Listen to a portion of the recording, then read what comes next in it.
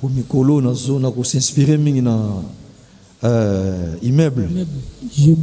Immeuble ilinga makamobo ye immeuble ya uti pena recherche azu ba père o ya bandundu ba beta ba guitare ba sala ngoni diko. Les ara guitare mi composé.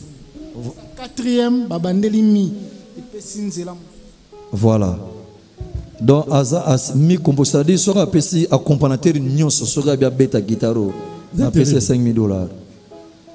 Donc c'est-à-dire mi composé azu mi et comme ré comme sol ré comme boule. C'est ça? Immeuble soir.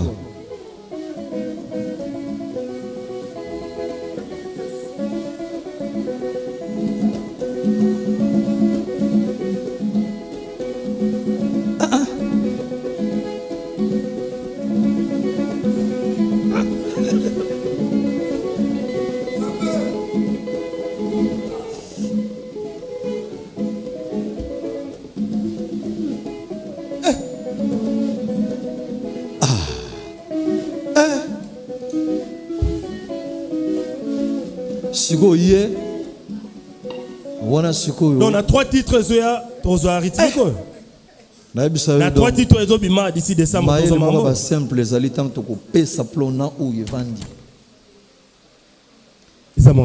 en fait, on a un projet moboye.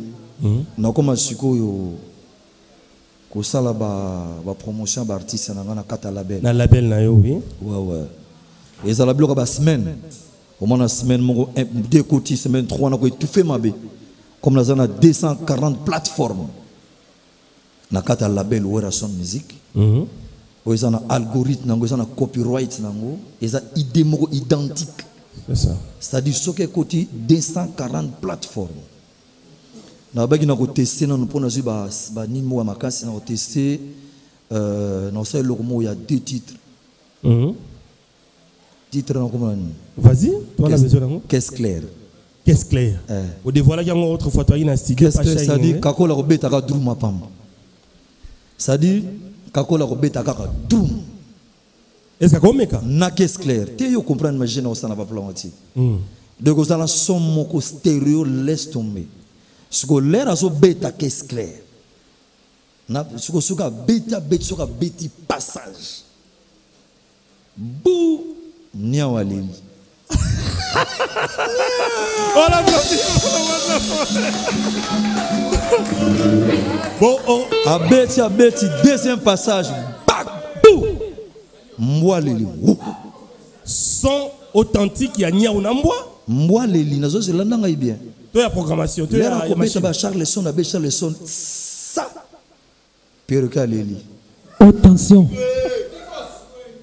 4 blancs robeta abeti ba grosse caisse na ba toma beti pou papa wana ngubu penali nakata mo attention l'era robeta dernier passage na ye lion gangi na zamba wa voilà Blacky aurait deux os. Merci Trésor. Merci le roi de la forêt. Je pense que thank you. Ceux qui m'ont les lobasou kezali au ça en fait Ezaba